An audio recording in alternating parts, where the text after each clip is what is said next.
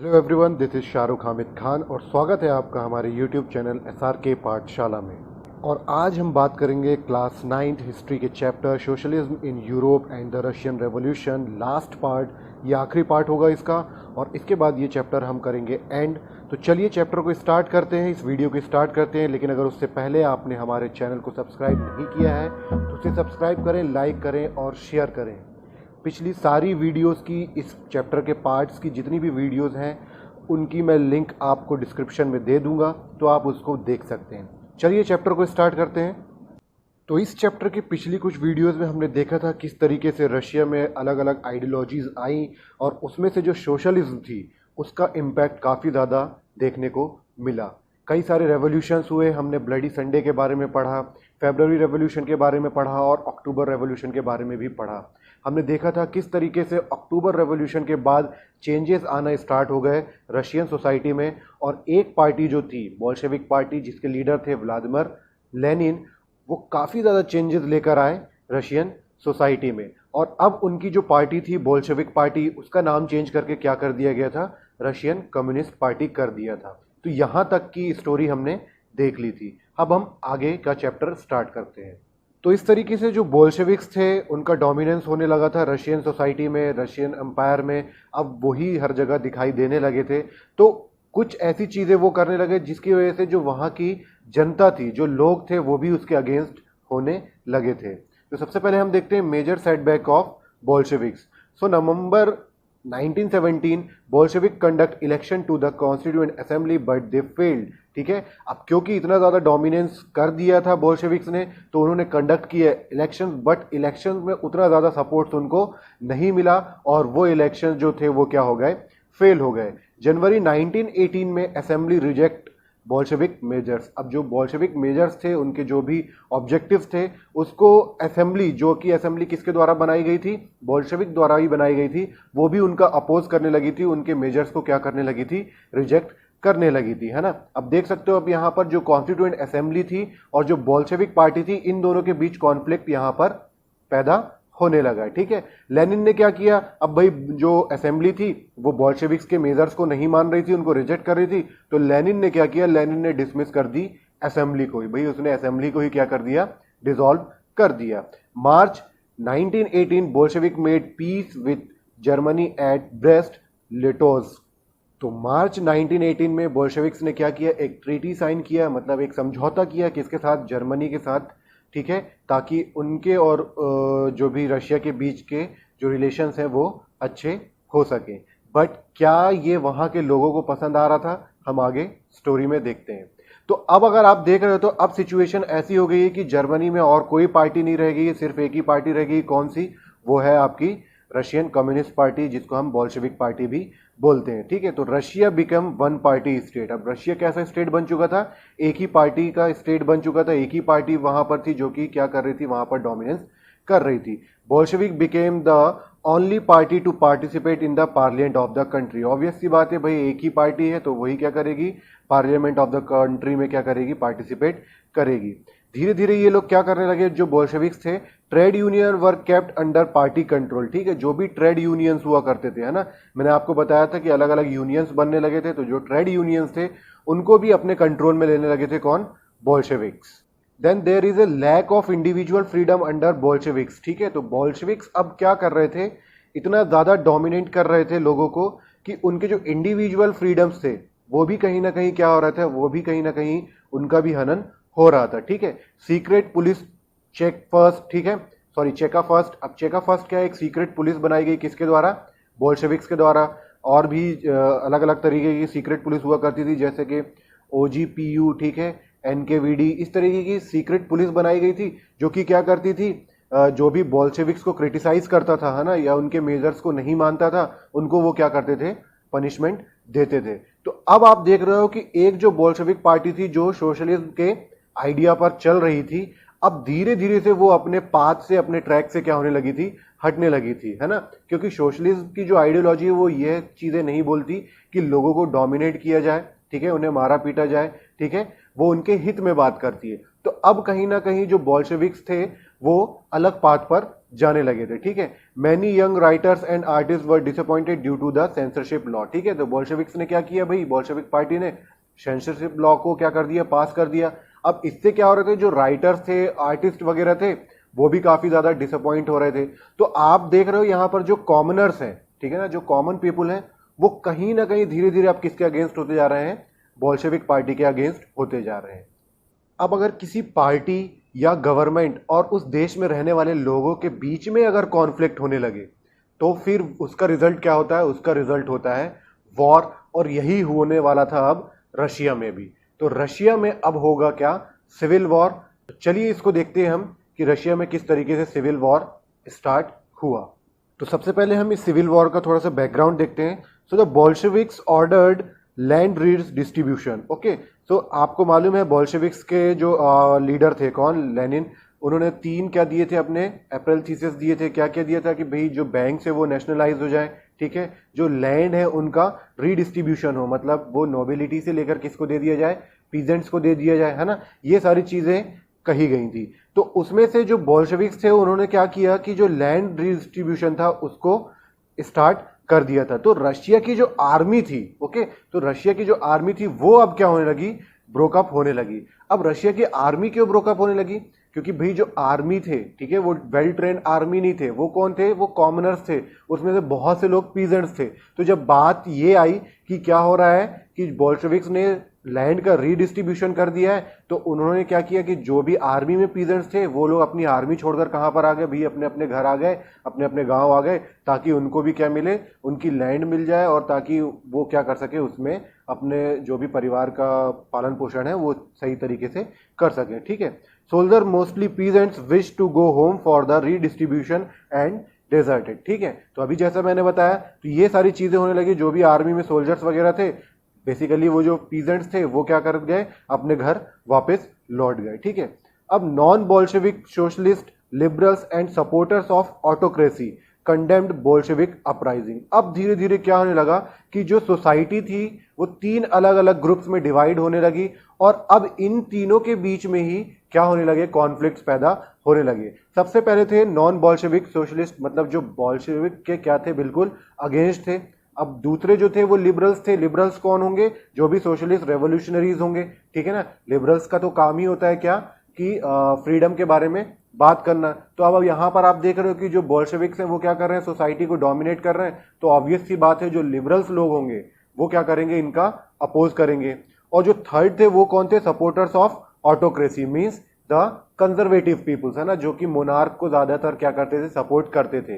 तो अब आप देख सकते हो यहाँ पर कि जो रशियन सोसाइटी थी वो 3 ग्रुप्स में डिवाइड हो गई थी, ठीक है। पहले थी बोल्शेविक्स, बोल्शेविक्स को रेड कहा जाता था, रेड्स कहा जाता था, ठीक है। दूसरी थी सोशलिस्टिक या फिर सोशलिस्ट रेवोल्यूशनरीज। अब ये लोग को क्या कहा जाता था, ग्रीन्स कहा जाता था। और थर्ड को कहा जाता था व्हाइट्स, जो कि थे क्या आपके प्रो जारिस्ट थे, है ना, मतलब कंजर्वेटिव पीपुल्स थे।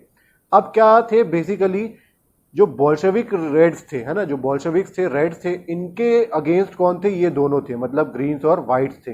बट ग्रीन और व्हाइट आपस में भी क्या कर रहे थे, लड़ रहे थे। तो इस तरीके से पूरे समाज में रशिया के वहां पर क्या होने लगा, कॉन्फ्लिक्ट होने लगे, लोग आपस में ग्रुप्स बनने लगे और लड़ाइयां होने लगी, मतलब वहां पर सिविल वॉर स्टार्ट हो गया।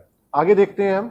अब इन 3 ग्रुप्स में, मतलब बोल्शेविक, सोशलिस्ट रेवोल्यूशनरीज और आपके प्रोजारिस्ट, है ना, मतलब रेड, ग्रीन्स एंड व्हाइट। अब इन रेड, ग्रीन्स, व्हाइट में जो ग्रीन्स थे और जो व्हाइट थे, बेसिकली जो लैंड्स थे रीडिस्ट्रीब्यूशन के बाद ज्यादातर लैंड्स इनके पास चले गए थे, है ना। हमने देखा था कि जो नोबिलिटीज थे उनसे लैंड छीन करके इनको दे दिए गए थे, पीजेंट्स को दे दिए गए थे। तो यहां पर क्या हो रहा था कि जो व्हाइट्स थे, है ना, व्हाइट्स कौन थे, कंजर्वेटिव पीपुल्स थे, मतलब उसमें नोबिलिटीज वाले भी आ रहे थे।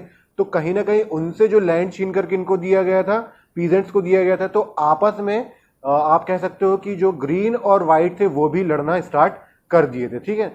1918-1990 the greens and whites control most of the Russian empire, ठीक है। ज्यादातर को कंट्रोल किसने कर लिया था, व्हाइट और ग्रीन्स ने कर लिया था। मैंने अभी आपको बताया किसके कारण, रीडिस्ट्रीब्यूशन ऑफ लैंड के कारण।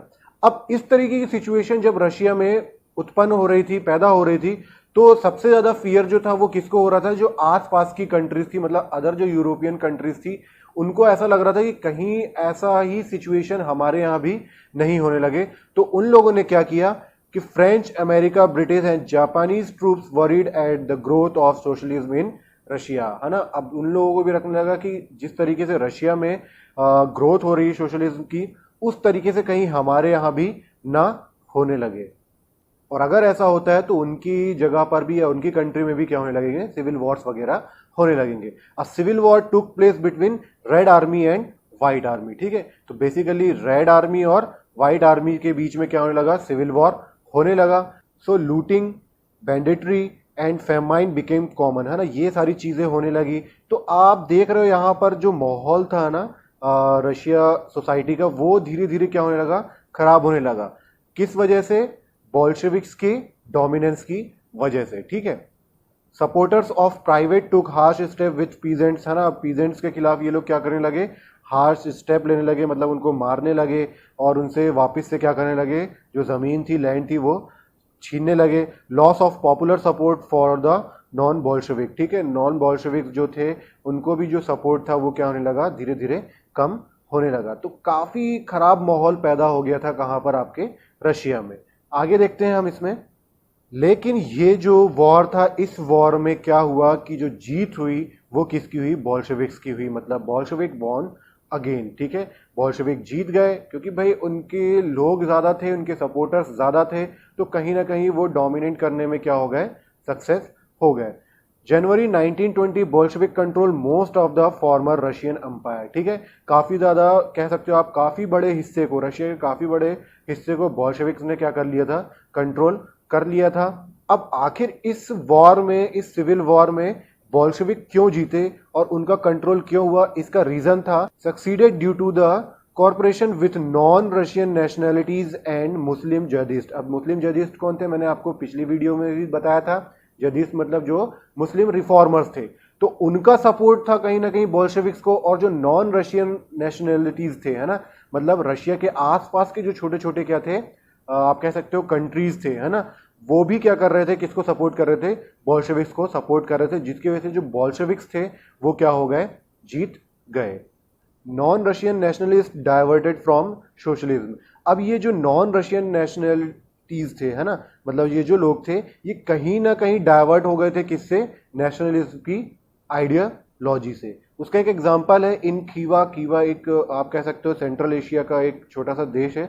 तो वहां पर क्या हुआ कि Bolsheviks colonists massacred local nationalist in the name of socialism. Socialism के नाम पर उन लोगों ने क्या किया कि वहां के जो लोकल नेशनलिस्ट थे उनको क्या किया, उन लोगों ने लूट दिया, मार दिया, है ना, और कह दिया कि ये क्या, ऐसा इन लोगों ने क्यों किया, क्योंकि ये सोशलिज्म के क्या जा रहे थे, अगेंस्ट जा रहे थे। अब ऐसी जो हरकत करी किसने, बोल्शेविक्स ने, तो कहीं ना कहीं ये इनके अगेंस्ट जा सकती थी। लेकिन इसका उपाय क्या निकाला बोल्शेविक्स ने, उन्होंने फॉर्म कर दिया क्या, यूएसएसआर, ठीक है। 1922 में किसका फॉर्मेशन हुआ, यूएसएसआर। अब ये यूएसएसआर क्या था, this is called the Soviet union, है ना। तो क्या किया गया कि आसपास के जो छोटे छोटे देश थे, है ना, जिनको हम क्या बोल रहे थे, नॉन रशियन नेशनैलिटीज जो बोल रहे थे हम ना, नेशनलिस्ट थे, उनको मिलाकर एक पूरी सोवियत बनाई गई, जिसको क्या कहा गया, यूएसएसआर कहा गया, ठीक है। So most non Russian nationalist were also given political autonomy. अब यहां पर क्या किया गया, जब यूएसएसआर बना तो जो नॉन रशियंस थे, है ना, जो नॉन रशियन नेशनैलिटीज थे, उन लोगों को क्या कर दिया गया, पॉलिटिकल ऑटोनॉमी दे दी गई। मतलब उन लोगों को बोल दिया गया कि आप क्या कर सकते हो, अपने हिसाब से अपने पॉलिटिकल लीडर्स चुन सकते हो, आप अपनी पार्टी बना सकते हो। तो इस तरीके के कुछ बेसिक से उनको क्या दे दिए गए, राइट्स दे दिए गए, है ना। अब ये चीजें कर कर क्या हुए कि उन लोगों ने खीवा में जो लोगों को मारा था उससे वो क्या हो गए, कहीं ना कहीं सेफ हो गए, ठीक है। Unpopular policies of Bolshevik force local government to follow them, ठीक है। तो जो लोकल छोटी छोटी जगहों पर गवर्नमेंट थी उनको फोर्स किया जाने लगा बोल्शेविक्स द्वारा, ताकि वो क्या कर सके, बोल्शेविक्स द्वारा जो बनाई गई पॉलिसी है उनको क्या कर सके, फॉलो कर सके। चलिए आगे देखते हैं next. Now we are talking about making a socialist society, ठीक है। अब हम बात करेंगे कि रशिया में किस तरीके से एक सोशलिस्ट सोसाइटी बनाने के कह सकते हो आप, या उसको फॉर्म करने के आगाज किया गया। ठीक है, सबसे पहले इंट्रोड्यूस सेंट्रलाइज्ड प्लानिंग। ठीक है, सबसे पहले क्या किया गया, एक सेंट्रलाइज्ड प्लानिंग को इंट्रोड्यूस किया गया। मतलब जिस तरीके से हम अगर हम बात करें तो हमारी सेंट्रल गवर्नमेंट होती है, फिर स्टेट गवर्नमेंट होती है, फिर लोकल गवर्नमेंट होती है ना, या फिर पंचायती राज होता है। तो इस तरीके से वहां पर प्लानिंग की जाने लगी for the making of a socialist society. ठीक है, official work on how the economy will work. ठीक है, इकोनॉमी को किस तरीके से बढ़ाया जा सके, रशिया की इकोनॉमी को किस तरीके से बूम किया जा सके, and set target for a 5 year period. ठीक है, 5 ईयर पीरियड या फिर आप कह सकते हो 5 ईयर प्लान जैसा एक आप कहते हो स्ट्रेटेजी जो थी वो बनाना उन लोगों ने स्टार्ट कर दी। ठीक है, आप देख सकते हो हमारे भारत में भी ये 5 ईयर प्लान्स चलते थे अभी कुछ सालों पहले। तो ठीक है, तो उसका जो आप कह सकते हो ओरिजिन है वो कहां से आया है, रशियन रेवोल्यूशन से ही आया है। During the first 2 plan the government fixed all prices to promote industrial growth.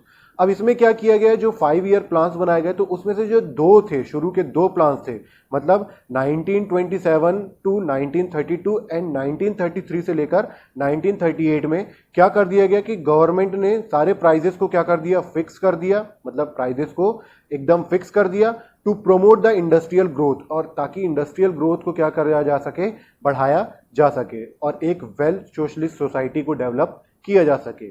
But कहीं ना कहीं जो रशियन सोसाइटी थी वो इकोनॉमिकली डेवलप जरूर कर रही थी, बट उसके पीछे कुछ चीजें जो हो रही थी वो नेगेटिव भी हो रही थी, जैसे कि था पुअर वर्किंग कंडीशन। ठीक है, आइए बात करते हैं पुअर वर्किंग कंडीशन के बारे में।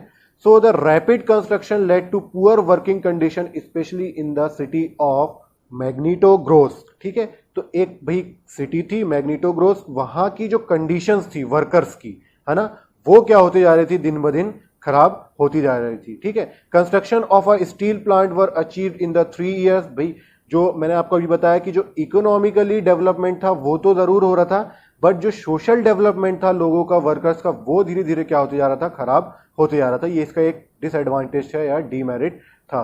But worker leave hard lives as a result was 550 workers drop down in the first year alone. ठीक है, तो मतलब एक साल में फर्स्ट ईयर में ही क्या हो गया था, 550 से ज्यादा वर्कर्स जो थे वो ड्रॉप डाउन हो चुके थे। ठीक है, उनकी जो वर्कर्स की जो लाइफ थी, है ना, वो धीरे धीरे क्या होने लगी थी, जो उनका लिविंग स्टैंडर्ड था वो भी डाउन होने लगा था। आगे देखते हैं, अब बात करते हैं इकोनॉमिक ग्रोथ। ठीक है, इकोनॉमिक ग्रोथ की बात करते हैं। पहले जो 2 ईयर्स प्लान थे उनकी इकोनॉमिक ग्रोथ के बारे में बात करते हैं। तो ऑब्वियस सी बात है, इकोनॉमिक ग्रोथ क्या होगी, बढ़ेगी, डेवलप होगी। तो इंडस्ट्रियल प्रोडक्शन इंक्रीज हो रहा था, न्यू फैक्ट्री सिटीज डेवलप्ड हो रही थी। ठीक है, काफी ज्यादा लोगों को काम मिल रहा था, बट सभी तरीके के लोग वहां पर क्या कर रहे थे, काम कर रहे थे। ठीक है, और एक अच्छी चीज क्या करी यहाँ की गवर्नमेंट ने, N extended schooling system develop. ठीक है, स्कूलिंग सिस्टम वहां पर डेवलप किया गया ताकि जो बच्चे क्या कर रहे थे, वर्क कर रहे थे, काम कर रहे थे, वो अपनी पढ़ाई को भी क्या कर सकें, पूरा कर सकें। ठीक है, for women workers creches were develop और establish in factory for the children. अब क्या होता है कि कई जो वर्कर्स होते हैं उन वर्कर्स में वुमेन्स भी होती है ना, कई वुमेन्स होती है जिनके छोटे छोटे क्या होते हैं, बच्चे हुआ करते हैं। तो इस तरीके से क्या बनाने लगे, वहां पर क्रैचेस बनाने लगे। मतलब क्रैचेस आप कह सकते हो एक तरीके से किंडर गार्डन टाइप का बनाने लगे, ताकि क्या कर सकें कि वुमेन्स जो है वो वहां पर फीडिंग भी करा सके और बच्चे वहां पर खेलते रहे और वुमेन्स क्या कर सकें, काम कर सकें। तो ये कुछ अच्छी चीजें भी अब रशिया में होने लगी थी। ठीक है, आगे देखते हैं, cheap public health care was provide. ठीक है, अब ये चीप का मतलब क्या है, सस्ता है, अच्छा लेकिन सस्ता, है ना। तो इस तरीके की पब्लिक हेल्थ भी लोगों को क्या कराई जाने लगी, प्रोवाइड कराई जाने लगी। Model living quarters were set up for the workers, workers के लिए क्या कराए जाने लगे, क्वार्टर्स वगैरह, उनके लिए कॉलोनीज वगैरह बनाई जाने लगी। तो इस तरीके से रशिया इकोनॉमिक ग्रोथ की ओर आगे बढ़ने लगा। चलिए आगे देखते हैं next. Now we are talking about Stalinism and collectivisation. अब देखिए स्टैलिनिज्म, ये जो वर्ड बना है ये बना है स्टैलिन से, और जो कलेक्टिवाइजेशन है ये वर्ड बना है कलेक्टिव से, है ना। अब इसका मतलब हम आगे समझते हैं। सो कलेक्टिवाइजेशन ऑफ एग्रीकल्चर। अब कलेक्टिवाइजेशन का मतलब क्या होता है, combining of land of farmers. जो भी फार्मर्स थे, जो भी पीजेंट्स थे, उनके लैंड को कंबाइन करना ही क्या कहलाता है, कलेक्टिवाइजेशन कहलाता है।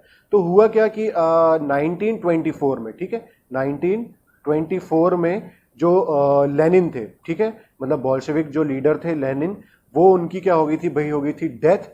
तो अब वहां पर किसी नए लीडर की जरूरत थी, तो नया लीडर जो था वो कौन था? Joseph Stalin. ठीक है, जोसेफ स्टालिन अब बोल्शेविक्स के नए हेड बन चुके थे, लीडर बन चुके थे। सो इन 1927 to 1928 town in Soviet Russia faced an acute problem of grain supplies।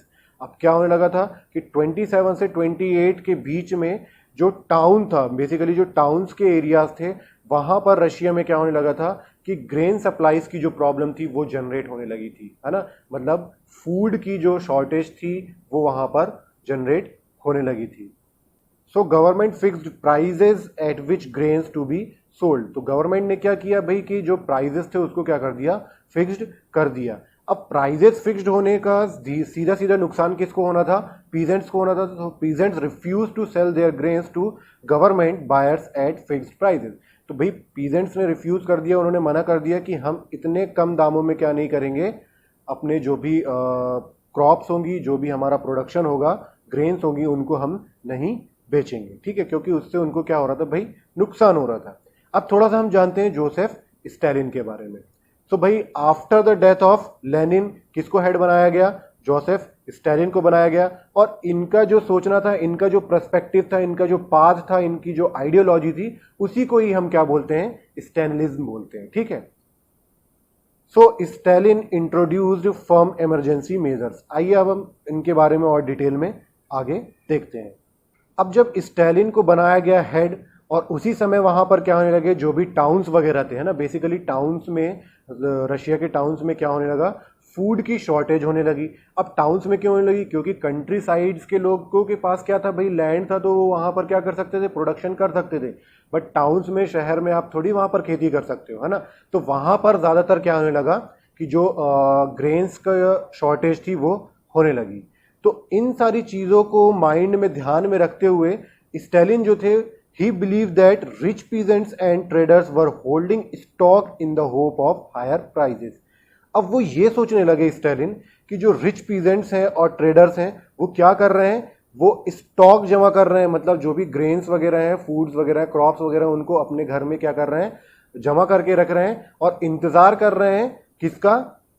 Prices के हाई होने का, है ना। क्या होता है ना, कभी भी आप देखते हो जैसे कि कोई भी चीज़ है ना, हम कोई भी, अगर जैसे कि मान लो पोटैटोज ले लो या ऑनियंस ले लो, तो कई बार क्या होता है कि फार्मर क्या करता है? प्रोडक्शन करता है और ट्रेडर्स को जाकर बेच देता है। अब ट्रेडर्स क्या करता है वहां पर?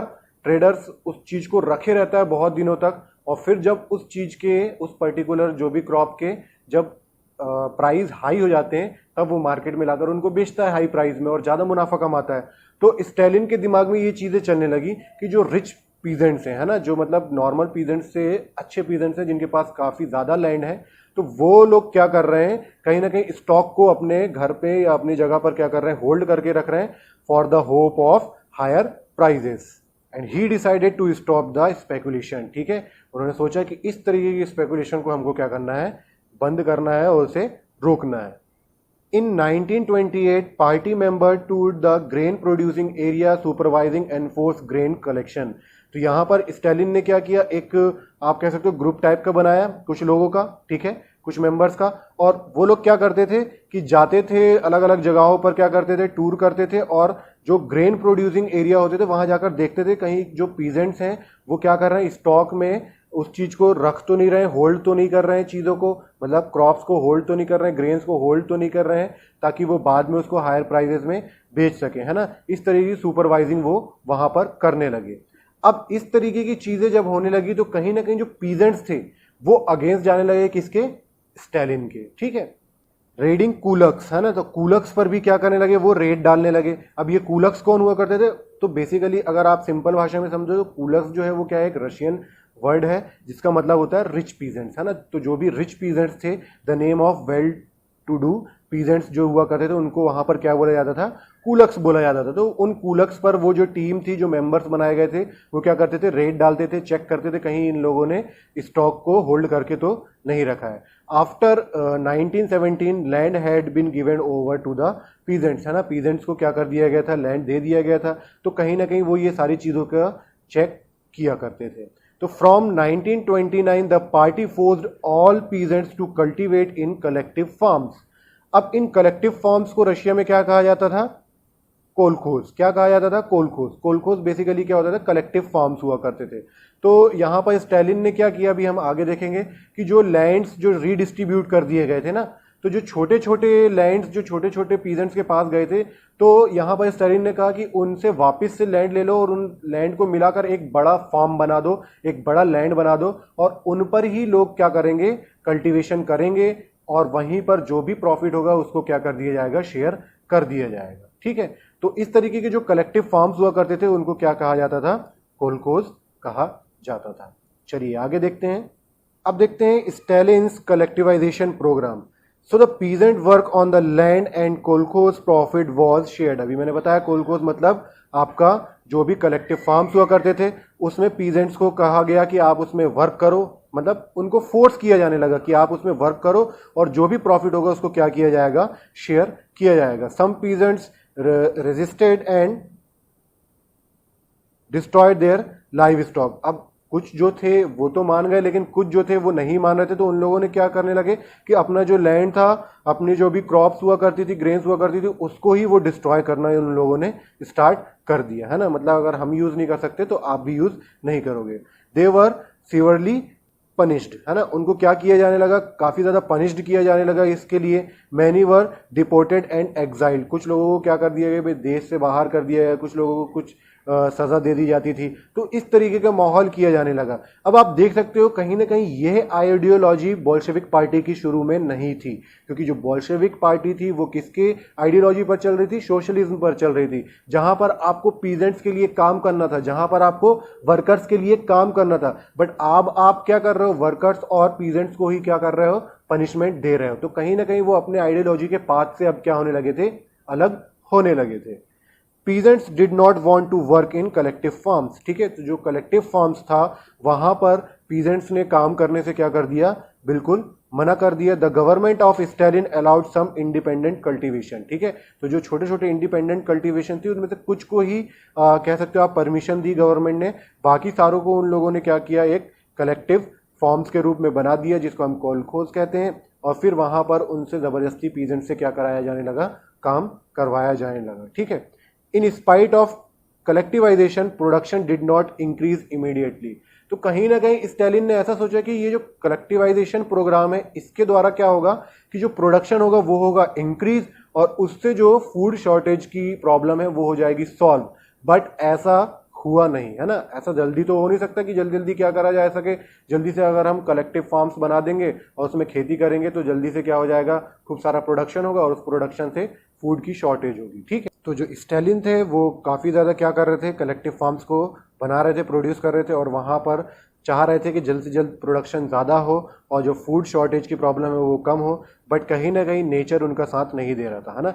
मतलब कुछ ना कुछ क्लाइमेटिक कंडीशंस ऐसी हो जा रही थी जिसकी वजह से 1930 से लेकर 1933 तक bad harvest leads to famines killing over 40 millions people, है ना। मतलब 40 लाख से ज़्यादा लोग भूखमरी से क्या होने लगे? मरने लगे। तो कहीं ना कहीं स्टालिन का ये जो एक आप कह सकते हो प्रोग्राम था, कलेक्टिवाइजेशन प्रोग्राम था, उनकी जो आइडियोलॉजी थी वो कहीं ना कहीं नेगेटिव इम्पैक्ट क्रिएट करी अपनी सोसाइटी के बीच में। तो आइए उन इम्पैक्ट्स को हम जानते हैं। The first one is Stalin's own party member criticise the collectivisation. आप देख रहे हो कलेक्टिवाइजेशन से क्या हो रहा था कि भाई ज़्यादातर लोग अपनी अपनी जगहों को क्या कर रहे थे? भाई डिस्ट्रॉय कर रहे थे, वो वहाँ पर काम करने से मना कर रहे थे। तो कहीं ना कहीं ये जो कलेक्टिवाइजेशन प्रोग्राम था ये क्या हो गया? पूरी तरीके से बेकार हो गया। और उसकी अपनी पार्टी के, मतलब स्टालिन के अपनी पार्टी के लोग, मेंबर्स जो थे वो उसको क्रिटिसाइज करने लगे। Stalin charge these critics with conspiracy against socialism. अब क्या हुआ कि स्टालिन ने क्या किया कि ये जो मेंबर क्रिटिसाइज कर रहे थे, जिनको हम क्रिटिक्स बोलते हैं, तो इन क्रिटिक्स के ऊपर उन्होंने क्या कर दिया भाई कि उन्होंने बोला कि ये क्या कर रहे हैं? सोशलिज्म के खिलाफ क्या कर रहे हैं? एक षड्यंत्र रच रहे हैं, कॉन्स्पिरेसी कर रहे हैं, जिसके द्वारा उनको क्या कर दिया जाता? प्रिजन्स वगैरह में बंद कर दिया जाता था। A large number were force to make false confession and were executed. और क्या कराया जाता था उनसे? जिनको जो क्रिटिक्स हुआ करते थे, जो उनके खिलाफ बोला करते थे, उनको बंदी बना लिया जाता था और उनसे फॉल्स कन्फेशन कराया जाता था ना, जबरदस्ती उनसे कन्फेस कराया जाता था कि हाँ हमने ऐसा ऐसा किया है, उनके विरुद्ध ऐसा ऐसा किया है, और फिर उनको क्या कर दिया जाता था? आसानी से एग्जीक्यूट कर दिया जाता था, मतलब फांसी पर चढ़ा दिया जाता था। तो देख रहे हो आप, एक जो पार्टी जिसकी जो ओरिजिन था, जिसकी जो आप कह सकते हो शुरुआत थी, वो एक सोशलिस्ट से स्टार्ट हुई थी, बट अब कहीं ना कहीं उसका पाथ जो था वो पूरी तरीके से क्या होने लगा था, चेंज होने लगा था। चलिए आगे देखते हैं हम नेक्स्ट। अब अभी तक का जितना भी हमने पढ़ा है चैप्टर, इस चैप्टर को हमने किसके पर्सपेक्टिव से पढ़ा है? From the perspective of Russian society, Russia के लोगों के पर्सपेक्टिव से, रशिया के पर्सपेक्टिव से हमने इसको पढ़ा है। अब हम बात करते हैं the global influence of the Russian revolution and the USSR. अब हम बात करेंगे कि इस जो रशियन रेवोल्यूशन का जो ग्लोबल इम्पैक्ट था वो क्या था, है ना। So in many countries communist party were form like the communist party of Britain, ठीक है।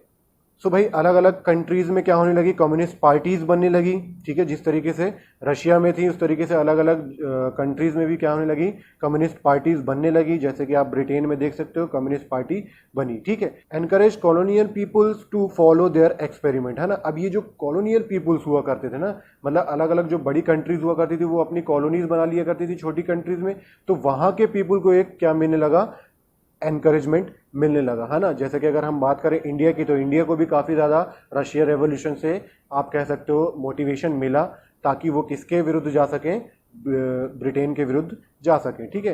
Held conference of the peoples of east 1920 में, वहाँ पर कॉन्फ्रेंस रखी जाने लगी। मैनी नॉन रशियंस पार्टिसिपेटेड, है ना। इसमें से हमारे इंडिया के जो आप कह सकते हो कौन लीडर थे, जवाहरलाल नेहरू, उन्होंने भी क्या किया, पार्टिसिपेट किया। तो इस तरीके से अलग अलग कंट्रीज़ के वहाँ पर लोग जाते थे, पार्टिसिपेट करते थे। तो वो सोशलिज्म की जो एक आइडियोलॉजी थी उसको वो अपनी जगह पर अपने अनुसार क्या कर सकते थे, इम्प्लीमेंट कर सकते थे, ठीक है। फाउंडेड कॉमिंटर्न, अब ये कॉमिंटर्न का मतलब क्या होता है, an international union of pro Bolshevik socialist party, ठीक है। तो जो सोशलिस्ट पार्टी थी, बोल्शेविक सोशलिस्ट पार्टी को जो लोग सपोर्ट करते थे, उनकी एक इंटरनेशनल वे में क्या बनाया गया, एक यूनियन बनाई गई जिसको हम क्या बोलते हैं, कॉमिंटर्न बोलते हैं। तो इस तरीके से क्या होने लगा कि रशिया रेवोल्यूशन का इम्पैक्ट जो था वो अलग अलग देशों में भी क्या होने लगा, देखने को मिलने लगा। और सब लोग यहाँ से क्या कर रहे थे कि जो सोशलिज्म की आइडियोलॉजी थी उसको अडॉप्ट कर रहे थे और डिफरेंट वेज में अपने अनुसार वहाँ पर क्या कर रहे थे, अपनी जगहों पर इम्प्लीमेंट कर रहे थे। चलिए आगे देखते हैं हम next. Now we are talking about worlds view on USSR. अब ये जो यूएसएसआर था, मतलब सोवियत यूनियन जो था, उस पर वर्ल्ड के मतलब अलग अलग कंट्रीज के क्या व्यूज थे। Slowly world realise socialist movement was not up to the mark in the Soviet Union. क्यों? क्योंकि अभी मैंने बताया कि स्टार्टिंग में तो काफ़ी ज़्यादा अच्छा चल रहा था बोल्शेविक पार्टी का, लेकिन धीरे धीरे आपने देखा किस तरीके से लेनिन के जाने के बाद स्टालिन आए और फिर अलग अलग चीज़ें होने लगी, है ना। तो कहीं ना कहीं वर्ल्ड जो था वो ये रियलाइज़ कर रहा था कि ये जो सोशलिस्टिक मूवमेंट हुए हैं, ठीक है, सोशलिस्ट मूवमेंट जो हुए हैं रशिया में, वो कहीं ना कहीं अप टू द मार्क नहीं रहे हैं, ठीक है। Backward country had become a great power. इसमें कोई डाउट नहीं था कि एक जो बैकवर्ड कंट्री थी, है ना, रशिया जैसे एक जो बैकवर्ड कंट्री थी वो एक बहुत बड़ी पावर अब बन चुकी थी, ठीक है। आफ्टर द रशियन रेवोल्यूशन काफ़ी बड़ी एक पावर बन चुकी थी, बट कहीं ना कहीं वो अपने आइडियोलॉजी के पाथ से क्या हो गई थी, अलग हो गई थी, ठीक है। It had denied the essential freedom to its citizens and used repressive policies, ठीक है। तो यहाँ पर क्या होने लगा था कि एक तरीके से ये भी देखने को हमको मिला कि जो सिटीजन्स थे, उनके जो फ्रीडम्स थे, है ना, इंडिविजुअल फ्रीडम्स थे, उनको भी कहीं ना कहीं क्या किया जा रहा था, डोमिनेट किया जा रहा था। तो कहीं ना कहीं ये कुछ नेगेटिव पॉइंट्स भी जो थे यूएसएसआर के निकल कर सामने आ रहे थे। End of 20th century the international reputation of the USSR as a socialistic country had decline, ठीक है। तो क्या हुआ भाई, 20वीं शताब्दी 20th सेंचुरी के एंड तक जो एक इंटरनेशनल रेपुटेशन था यूएसएसआर का, है ना, एज अ सोशलिस्टिक कंट्री का, वो धीरे धीरे क्या हो गया, कम हो गया, या फिर आप कह सकते हो खत्म होने लगा था, ठीक है। क्योंकि शुरुआत तो बेसिकली कहाँ से, सोशलिज्म से हुई, लेकिन धीरे धीरे वो फिर अपने पाथ से क्या हो गए, अलग होने लगे। तो कहीं ना कहीं जो एक सोशलिस्ट कंट्री थी यूएसएसआर, वो क्या होने लगी, कम होने लगी। But different country in the world had adopted the ideas of socialism in different way, है ना। तो मैंने जैसा कि अभी आपको बताया कि क्योंकि इतना बड़े पैमाने पर, इतने बड़े आप कह सकते हो अमाउंट में क्या था, ये जो रेवोल्यूशन था वो हुआ, जिसकी वजह से क्या हुआ कि इसके इम्पैक्ट हमें अलग अलग कंट्रीज में भी देखने को मिले। तो अलग अलग कंट्रीज ने क्या किए, उस आइडियोलॉजी को अडॉप्ट किया और अपने अनुसार डिफरेंट वेज में उसको क्या किया, इम्प्लीमेंट करना स्टार्ट कर दिया। तो ये अलग अलग तरीके के एक आप कह सकते हो मिक्स्ड रिएक्शन था, मिक्स्ड व्यू थे अलग अलग कंट्रीज के वर्ल्ड्स व्यूज ऑन यूएसएसआर। तो इस तरीके से ये चैप्टर होता है आपका एंड। मालूम है मुझे काफ़ी ज़्यादा बड़ा चैप्टर था, लेकिन काफ़ी इंपॉर्टेंट चैप्टर भी है। तो आपको ये वीडियो पसंद आया हो तो प्लीज़ इसे लाइक करें, शेयर करें, सब्सक्राइब करें। मिलते हैं नेक्स्ट वीडियो में नए चैप्टर के साथ। तब तक के लिए थैंक यू सो मच।